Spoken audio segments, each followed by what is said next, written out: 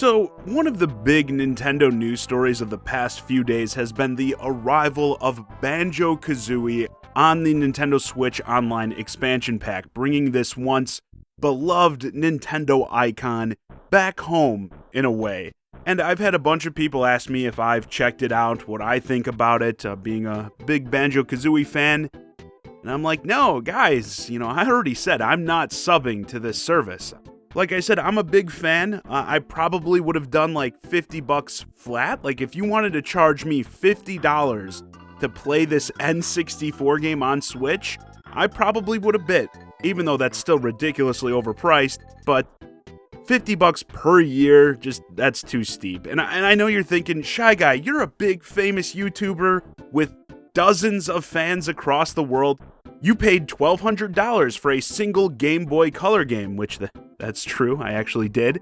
But yeah, with this, I just can't. A $50 reoccurring yearly payment to play bad N64 ROMs. Just thinking about the idea in 12 months, having my Banjo-Kazooie subscription being due. Oh, you want to keep playing that N64 game? Another $50, please. 12 months after that, another $50. Or no more N64 for you. Yeah, I gotta draw the line somewhere.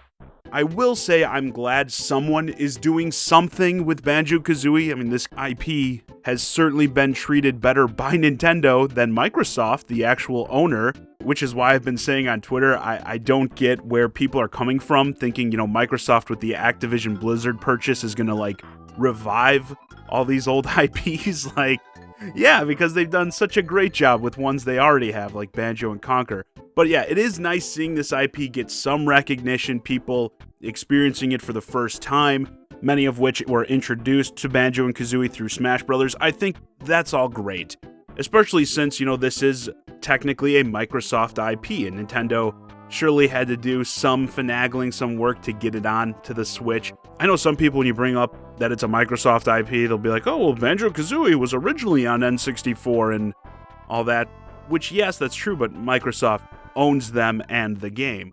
Nintendo had to work out a deal with them to get this title on NSO, and what kind of irritates me is that this all happened before we got Earthbound on there, an IP that doesn't require them to jump through any such hoops. Nintendo could just say tomorrow they want to put it on there and boom, snap their fingers, it's done. It's a meme at this point, the way they treat this franchise, fans of this franchise, the whole Mother 3 thing that was a running gag with Reggie for much of his entire stay at Nintendo. Come on, Reggie, give us Mother 3! How about this instead? But it's like at some point, you do have to wonder a little bit, do you guys just hate this franchise? I mean, I don't get it. At this point, Earthbound is one of the few, what I would consider to be big SNES games missing that Nintendo has all the rights to. So sure, there are a ton of Super Nintendo games I'd want to see come to the service besides Earthbound, but like Banjo-Kazooie, Nintendo would have to work out deals with many of those rights holders. Again, not the case with Earthbound. There's nothing stopping them, no roadblocks. Those roads are wide open, you're clear for landing. And like I said, if you remember, for a long time, Mother 3 was the big ask, people wanting them to release essentially an official localization of that game, because back in the day, we did have Earthbound on the Virtual Console, so we didn't have to beg for it. In a way, you can kind of think about it like we're going backwards with this franchise. I guess that's one way to get people to stop bitching about Mother 3, just don't even give them Earthbound, so they have to ask for that first. And I do understand this is more of a niche franchise. It's not Mario, Zelda, even a Metroid type deal, but again, with there being basically no reason not to add it, and I think that, many would be excited for it, certainly more excited than 90% of the games they do add to the service. I don't understand it. Which leads me to a bit of a concern I have about my fellow plebs that are on this lower tier of the NSO subscription service that would include Super Nintendo games, because obviously with the expansion pack, all the attention lately has been going towards that. But there are still people down here with me. And while we're not up there with the elites paying that $50, we're still paying $20. Yes, it's not as much, but we are still paying. You're still taking our money. Because when I was thinking again about Earthbound not being on the service, I did remember that, in the past people had told me well, Shy Guy, they space the games out a bit, and typically you only get like one big game per update, which is fine, I guess. But since I haven't really kept up with the NSO updates, I decided to look up what some of the more recent games that have been added to the service were. Because again, all this hype has been around the new N64, Genesis 2. I keep forgetting Genesis is a part of that expansion pack, but that's where all the attention is gone. And because I'm not in that tier, I've kind of just tuned all this out. So yeah, I looked into it, and maybe I'm wrong. Hopefully I'm wrong here. Feel free to correct me in the comments. But the last update I found was back in July of last year. And I looked through the comments of the video that Nintendo posted, and there were people complaining about there not being an update in a long time, so I'm assuming this was the last one? And in that update, we got Claymates, Jelly Boy, and Bomboozle.